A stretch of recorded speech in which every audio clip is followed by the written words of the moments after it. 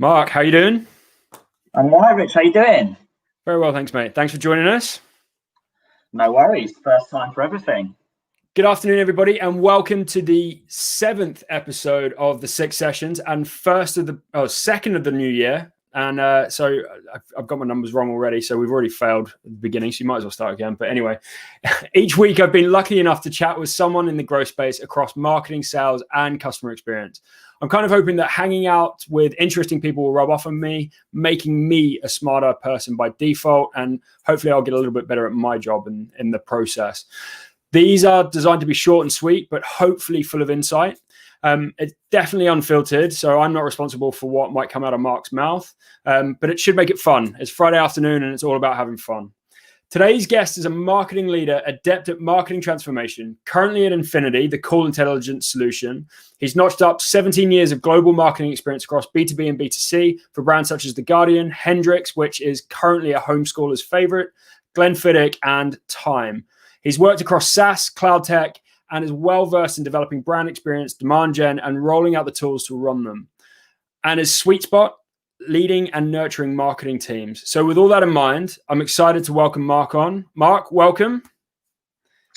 Sounds like I need to pay you for that intro. That's might need to write that one down. each week I'm trying to get close, like make them more and more gushing to, I'm trying to make somebody cry at some point, but I haven't quite got there yet. Although your glasses do look like they're steaming up. So they are indeed. Yeah. So thanks. First up, we're 2 weeks into the year. How's it going? Started with a bang, ended with a bang. So I think it's one of those things where, yeah, you just don't know what's around the corner, but I think you just got to plow on, keep doing what you're doing. And if all else fails, just go for a run, go for a walk, get out, clear the mind, and see what happens when you get home in front of the computer and those four walls that, well, we're about used to by now. So. And like, how was 2020 for you? Obviously, it was a wild ride for most of us. How was it for you guys? Personally, 3 parts. So early in the year, last year, I was with Fusion and Cobweb, really great set of brands that I'd helped build over the years. Came to an end because I thought I needed a new challenge, but unfortunately, COVID hit just during my final interviews, and ended up having a 6-month break, which was actually a godsend. I think I needed it a little bit. Spent 6 months with 2 noisy people, my son, who's 3, and my dog, who is currently asleep next to me. So, and then using my powers of LinkedIn, got back in touch with a few guys I connected with before, and now at Infinity. So it's crazy how the world goes. Beautifully segued there, because my next question is, what is your business? What does Infinity do? Yeah, it's interesting. So before I started, I'd actually used tools like Infinity before, but it's effectively a SaaS call intelligence platform and a conversation analytics platform. So I think most marketeers, they don't really know what's going on through inbound phone calls. For many businesses, it makes up a big amount of their closed won business, where it needs a longer, deeper sort of journey. So it really enables marketeers, operations teams, sales teams to really understand what happens before, during, and after every call.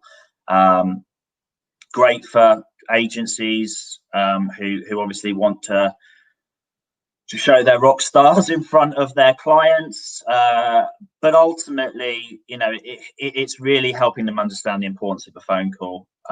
We understand what's driving that, what pages are driving those, whether you want them or not. You can then obviously optimize for driving the deflection, or obviously optimize them for driving the call. So and we integrate with a lot of technology stacks, so paid search in Google, social, and our latest integration with Facebook and Instagram, CRM, marketing automation, and I guess what you guys do at the HubSpot team. So it's a great tool that I think people need to be more aware of, really. So hopefully that does it. So summarizing that, it's an attribution tool that kind of plugs in and links the kind of not physical, but like the phone element back into your more digital campaigns as well.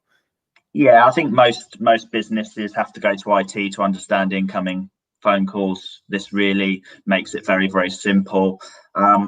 We actually see a lot of businesses aren't reporting 30 to 40% of their conversions because they're unable to track phone calls. So that's a big part that they're missing out on. And as a marketeer, if you're not tracking those, then you're underestimating the good work that you're doing. And what's your role at Infinity? Yes, I'm on a contract in Infinity. So first part was doing a maternity cover, working with a great team there that we were driving a number of initiatives, including some ABM, starting our journey on the ABM front.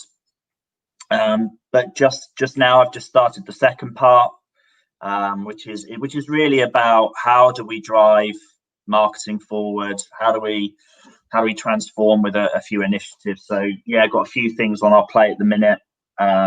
Value proposition and messaging, and really the big one, which is how do we utilize our marketing technology? How we make large investments like all businesses do, and I think it's really about how do we utilize those platforms to drive the best experience and obviously drive revenue back into the business in a way that's really transparent. In your bio, you talk about being a senior commercial marketing lead. What's the difference between a marketing lead and a commercial marketing lead? Yeah, it's interesting. I think it kind of comes across to this growth marketing element, really articulating with numbers to be able to show the return on investment that you're generating. So I think when I look at marketing in the traditional sense, it was really why I wanted to sort of go into that space, because it was all about pretty pictures and how good they looked and how many people you could drive to a stand, but how many lollipops you could give away. And I really wanted to show that impact between creative and the numbers that you're driving in. So I think from a commercial perspective, it's what's your budget and what are you going to drive the business back to that? So how many times revenue are you going to drive from that budget? And I think not everyone can do that. I think we're all on that journey, but as far as possible, it's how do you do that? And I think that's how I see commercial marketing anyway, and really aligning with those business strategies and the goals that the business are trying to set, rather than having this siloed mentality where marketing go off and do whatever they want. What got you into marketing in the first place? Probably rebelling as a family member. They all got into IT. I love IT, don't get me wrong, but I like the creative side of it as well. So it was trying to think of something that I could get that combination of. I think it's those numbers and how do you mix the numbers with the colouring in pencils, like I say, and some of the words that really can sort of powerfully drive back something to the business. And I think really from my perspective, that's really what gets me up every day, knowing the campaigns that you're driving are delivering something back to the business. So I think always having seen that Mad Men series and the whiskey, the nice campaigns, the cigarette campaigns, it's all lovely, don't get me wrong, but I think it's actually showing the impact that you have, rather than the pretty ladies that Don Draper constantly seem to go through. I'm still looking for that point in my career where I get to sit on a couch, drink whiskey, and just come up with ideas. That's when I know I've made it. Yeah, so, I think me too, and I think 17 years later, I'm still waiting. So 14 years in your career, being at that marketing leadership level. So when leading a marketing team, how do you nurture the team? So not just focusing on that day-to-day, got to get the job done kind of stuff. Like, how do you focus on the nurturing piece? Yeah, it's a good question. I think everyone has their own ways and styles of doing it. I think over the years, I've probably learned from people that didn't do a good job. Probably left a few too many businesses where I was managed in the way that I didn't want to be, and ways that I definitely wouldn't do when I was getting into management. So I think it really is quite similar to the way that I market. It's about being personal. I think it's about understanding what drives people, understand what connects people. I think I've known too many people that treat everyone in exactly the same way. And I think so you need to know what really gets them going, really gets them up in the morning, and really start to push those buttons. And marketing and work, you have to have fun what you're doing. So if you're not having fun, I think you're going to be having a really boring job. Really, you're going to probably want to log off straight after 5:30, whenever that is. So I think it's all about connecting with people, understanding where they want to go in their career, and trying to align some of the campaigns, some of the projects, some of the things with those ambitions. And I think if you can't, then be honest, be really transparent, because I think everyone's fed up of being told one thing and it being another, especially with what's going on at the minute. So I think yeah, that honesty and transparency is key. What excites you most about marketing at the moment? It's a good question. I wrote a LinkedIn blog on it. A few things there, but it seems every year that goes by, you see these trends, and quite a lot of things just keep appearing. It's that day when people and marketers actually do what the trends are saying. And when does that real mass come through? I think there's a couple of things though, really. I think at the minute we're seeing data being used very powerfully. I think especially in the pandemic we're in, data is a really important element in terms of driving away COVID, but also helping businesses move forward, and obviously getting people back to work and in a safe environment. And I align that to business. Data is incredibly powerful when you're putting it together in an actionable way. And I think once you've got it in the right place, I think you can deliver better experiences.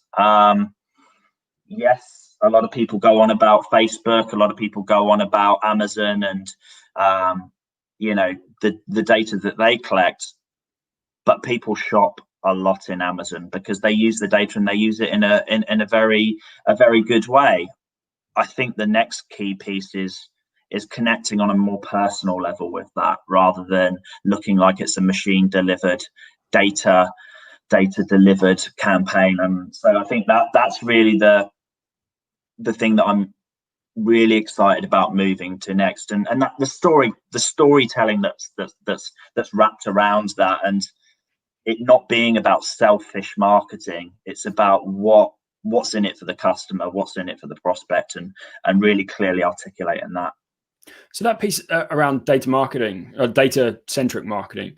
Yeah. So Joe and I talked about it on the Humans Come First podcast a couple of weeks ago, where we're saying, like, I absolutely believe in the power of data, but when you've got marketers making decisions based on that data alone, do you not find, like, particularly with like 2020 and even the start of 2021, where everything is up in the air, nobody really knows what's going on, things have fluctuated, and we've gone in and out of new normals and whatever you want to call it? Do you not find that there's a risk of following the data down a blind alley, or taking the lead from the data, where actually it's a temporary setback? Or do you not think that's a problem, or how do you see that? Yeah, I do see it as a problem. I think you've got to get that right mix. I've seen businesses rely on data too much on the dashboard, and this must be the way because the data is currently saying so. I think the way that I get around it is about mixing that with alignments with the customer prospect facing teams. Ultimately, they hold the gold because they're having the conversations with the customers, the prospects, and they're able to give those nuances that are really, really important. What's happening on the phone call right now, what's happening with the other communications going back and forward. And so that gives you a little bit more context that might be very different to what the data's telling you. And no more different than what's happening in some of the key industries like travel that's badly being hit at the minute.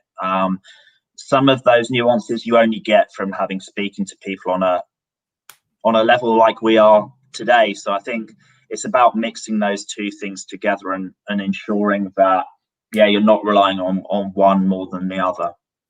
Obviously, don't give away any trade secrets. What are you working on at the moment? Good question. Mainly messaging. Our product is going to be changing in a lot of exciting ways this year. And I think from a customer perspective, that's obviously very exciting. I think the real key one is really getting the message out there about the importance of the phone call, and it's no more important than now, because with stores closed, businesses' physical spaces closed, businesses are having to rely on the telephone more and more now to drive business. So it's really about getting that message out there. I would say the awareness of solutions like us probably hasn't hit that critical mass, even though it's been around for a while. So it's really trying to tell that story and making sure people understand the real benefits of what we do and creating the experience around that. So yeah, we've got some interesting, exciting features coming out in the next couple of months that just starting to trickle through, like our Facebook partnership. So what impact does social, search, email have on the phone call? And yeah, it's an exciting time. So, and obviously integrations with people like HubSpot, they're really fundamental to what we do, making sure that we're closely aligning to the technology platforms that marketeers are using. HubSpot's a good tool. I like it. It's all right, isn't it? It's not bad. Speak to me in a year, and I'll give you some more feedback. So, big top line question to round it all off with: what's next in marketing? What's next in marketing? Good question. I really do think it's about, probably what I've talked about, really maximizing people's investment in technology. How many pieces of technology do people have? I think it's about thinking about the technology that people get. I think people often get too excited about this shiny new thing without thinking about how can it join up with the rest of my architecture and the rest of my systems. Because ultimately, again, like I said, bringing the data together, utilizing that data, and making the most of some of these new features that are coming out. Every month you get this product release update from some technology supplier, and it's about keeping up with those features and making sure that you can use them in a way that, again, it's maximizing your investment and delivering a better experience to the prospect and customer. So yeah, that maximizing investment with the use of data for me is just really, really important. Mark, thanks for doing the 6 sessions with me. If anyone wants to follow up with you, how should they connect with you? I'm not on TikTok. I don't believe you. Sorry. LinkedIn and Twitter most of the time. So more on LinkedIn than I am Twitter. I used to read what was going on with Donald Trump, but obviously now he's off. I've got nothing to do on Twitter. So it's all about LinkedIn for me. All right. And if anybody wants to check out Infinity, where should they go? Yeah, just go to www.infinity.co. Check it out. And last but not least, any parting wisdom for us on a Friday afternoon? Just remember, we're people out there. So just treat people as people. And when you're marketing, just think of people like that, and rather than a big bunch of numbers. So yeah, I've talked about data a lot, but at the heart of it is people. So just make sure you're connecting in a human way. And that links to your podcast quite well, right? Thank you for the reverse plug. I appreciate it. Cheers, Mark. No worries.